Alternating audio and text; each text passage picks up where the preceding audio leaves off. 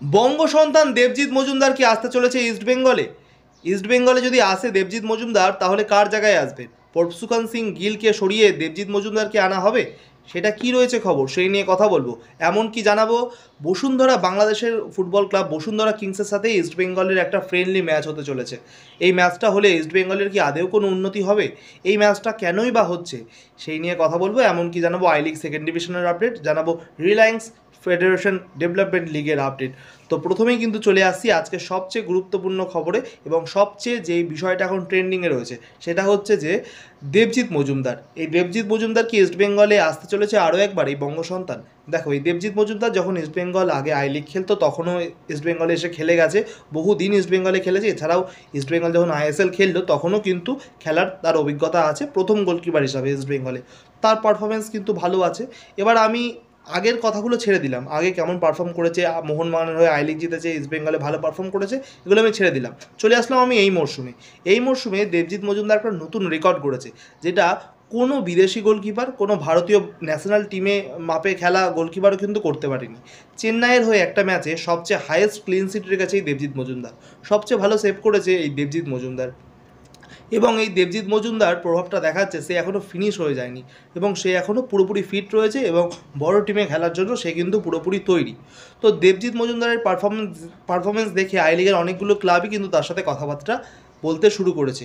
এবং এই দেবজিৎ মজুমদারের কন্ট্যাক্ট কিন্তু ছিল চেন্নাইয়ের সাথে মে মাসের 31 তারিখ 2024 পর্যন্ত। তো কন্ট্যাক্ট তো প্রায় শেষেই চলেই এসছে, এবং এই জন্যই কিন্তু দেবজিৎ মজুমদারকে পরস্পর কিন্তু অফারগুলো আসছে, এবং সবচেয়ে বেশি অফার কিন্তু ইস্টবেঙ্গলের থেকেই দেবজিৎ মজুমদার পাচ্ছে। এবং ইস্টবেঙ্গলের যে ব্যাপারটা হচ্ছে, ইস্টবেঙ্গলের এবার এই মরশুমের প্রধান গোলকিপার কিন্তু ছিল প্রভসুখান সিং গিল। প্রভসুখান সিংয়ের গিলের পারফরমেন্সের যদি কথা বলি, একদম one of the best performance. তার মতন পারফরমেন্স এখনও পর্যন্ত ইস্টবেঙ্গলের খুব কমই গোলকিপার দিয়েছে, মানে এই আইএসএল সিজনগুলোর কথা বলছি, আগের সিজনের সাথে আবার গুলিয়ে ফেলো না। তো এই প্রভসুখান সিংয়ের গিলের খেলায় ইস্টবেঙ্গল সমর্থক কিন্তু সবাই কিন্তু সন্তুষ্ট। এমনকি আমিও যদি খেলা দেখি, প্রভসুখান সিংয়ের গিলের খেলা খুব ভালো লেগেছে। তো যদি দেবজিৎ মজুমদারকে আনা হয়, তাহলে দেবজিৎ মজুমদার এত ভালো মাপের গোলকিপার, সে চাইবে ইস্টবেঙ্গলের প্রথম গোলকিপার হিসাবে আসার জন্য।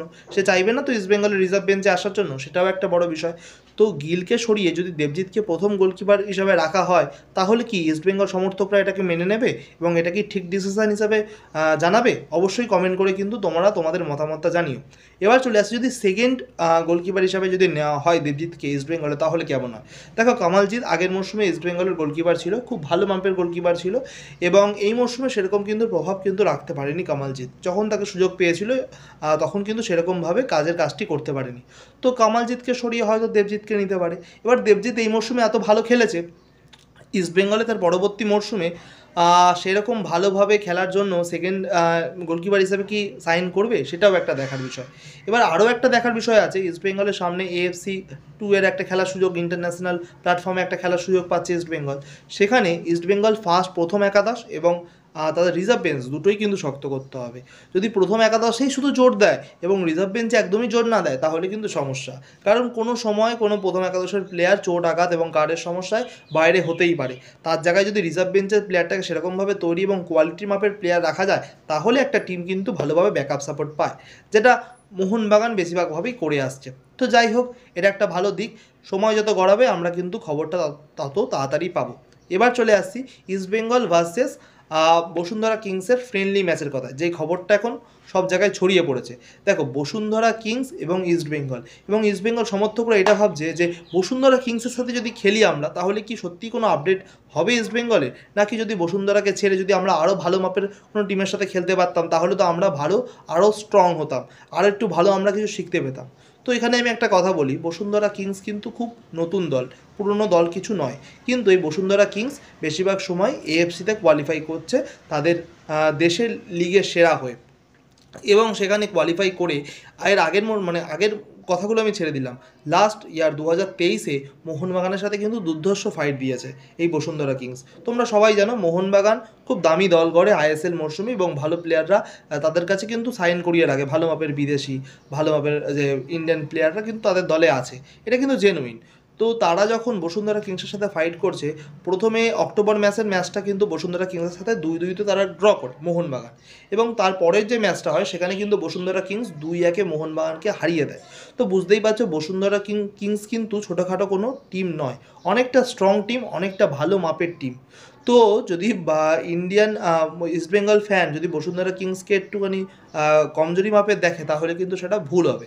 তো বসুন্ধরা কিংস বেশিরভাগ সময় এএফসি কাপ খেলে থাকে এবং অনেকটা ভালো স্ট্রং টিম, এবং বাংলাদেশের ভালো মাপের প্লেয়ারগুলো সেখানে খেলে, দেশীয় প্লেয়ারগুলো এবং বিদেশি প্লেয়ার রবিনো, তাছাড়া আরও অনেক প্লেয়ার কিন্তু সেখানে খুব ভালো মাপের খেলে আসছে।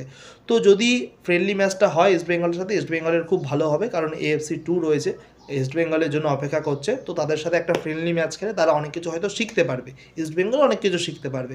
তো দেখার বিষয় ম্যাচটা কবে হয়, আদৌ হয় কি না, এখনও পুরোপুরি রিউমার, এখনও পর্যন্ত অফিসিয়াল বেরোয়নি, খবরটা বেরোয়নি, কারণ দুটো টিমেরই তো সময় লাগবে একটা পিচটা বার করতে।